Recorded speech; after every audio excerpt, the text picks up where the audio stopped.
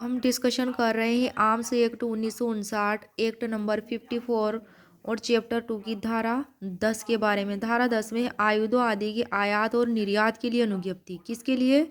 आयुधों आदि के आयात, इंपोर्ट एंड एक्सपोर्ट के लिए क्या है? लाइसेंस। और इसमें दी गई है कितनी उपधाराएं दी गई है? तो इसमें 3 उपधाराएं दी गई है धारा 10 में। उपधारा 1 कहती है कि कोई भी व्यक्ति किन्हीं भी आयुधों या गोला बारूद को समुद्र, भूमि या वायुमार्ग द्वारा, किसके द्वारा? समुद्र, भूमि या वायुमार्ग द्वारा तब तक न तो भारत में लाएगा न वहां से बाहर ले जाएगा भारत से, जब तक कि इस एक्ट और तदधीन बनाए गए नियमों के उपबंधों के अनुसार दी गई अनुज्ञप्ति तन्निमित नहीं रखता हो, मतलब वो अनुमति नहीं ली हो।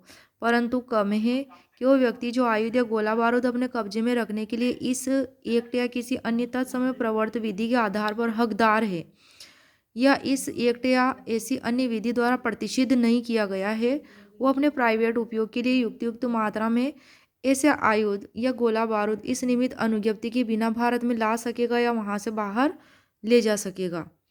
कौन सा व्यक्ति ले जा सकेगा? वह व्यक्ति जो कोई आयुध या गोला बारूद अपने कब्जे में रखने के लिए ऐसा कर रहा है और इस एक्ट या ऐसी अन्य विधि द्वारा प्रतिषिद्ध नहीं है, विधि का हकदार है वह। और ख में है कि वह व्यक्ति जो वास्तविक पर्यटक है और किसी ऐसे देश का है जिसे केंद्र सरकार शासकीय राजपत्र में अधिसूचना द्वारा विनिर्दिष्ट करे, जो आयुध या गोला बारूद अपने कब्जे में रखने के लिए उस देश की विधियों द्वारा प्रतिषिद्ध नहीं है, वह केवल आखेट के प्रयोजनों के लिए न कि किसी अन्य प्रयोजन के लिए अपने उपयोग के वास्ते युक्त मात्रा में आयुध और गोला बारूद इस धारा के अधीन वाली अनुज्ञप्ति के बिना किन्हीं ऐसी शर्तों के अनुसार क्या है? ख में वह व्यक्ति जो वास्तविक पर्यटक है, किसी देश का है जिसे केंद्र सरकार शासकीय राजपत्र में नोटिफिकेशन के द्वारा विनिर्दिष्ट करे, और जो आयुध या गोला बारूद अपने कब्जे में रखने के लिए उस देश की विधियों द्वारा प्रतिषिद्ध नहीं है। किस देश की?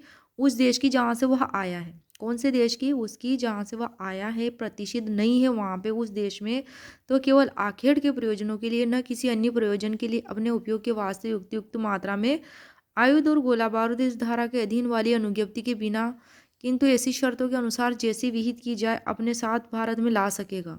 भारत में ला सकेगा कब? इस शर्तों के अनुसार। स्पष्टीकरण दिया गया है कि इस परंतु के खंड ख यानी कि इसके प्रयोजनों के लिए पर्यटक शब्द से वह व्यक्ति अभिप्रेत है जो भारत का नागरिक न होते हुए भी आमोद प्रमोद के लिए दृश्य दर्शन या केंद्र सरकार द्वारा बुलाए गए अधिवेशनों में या अंतर्राष्ट्रीय सम्मेलनों, संगमों या अन्य निकायों में प्रतिनिधि की हैसियत में भाग लेने से भिन्न उद्देश्य न रखते हुए 6 माह से अनधिक कालावधि के लिए भारत आता है। कितने माह के? 6 माह से अनधिक कालावधि के लिए भारत आता है। ये बात इसमें इम्पोर्टेंट है स्पष्टीकरण में।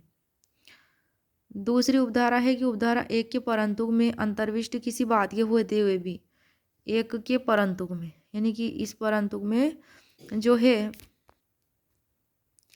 अंतर्विष्ट किसी बात के होते हुए भी यह है कि जहाँ की उस परंतु के खंड क या खंड ख के किसी ऐसे व्यक्ति को लागू होने के बारे में जो दावा करता है, क्लेम करता है कि ऐसा खंड उसे लागू है, या ऐसे खंड में निर्दिष्ट व्यक्ति के कब्जे में के आयुध या गोला बारूद की मात्राओं की युक्तियुक्तता के बारे में, या ऐसे आयुध या गोला बारूद ऐसे व्यक्ति द्वारा जिस उपयोग में लाए जा सकेंगे उसके बारे में कोई शंका सीमा शुल्क कलेक्टर को या केंद्र सरकार द्वारा इस निमित्त सशक्त किसी अन्य ऑफिसर को हो, तो वहाँ व्यक्ति के कब्जे में के आयुध या गोला बारूद को तब तक के लिए निरुद्ध कर सकेगा, रोक सकेगा, जब तक कि उनके संबंध में केंद्र सरकार के आदेश प्राप्त नहीं कर लेता।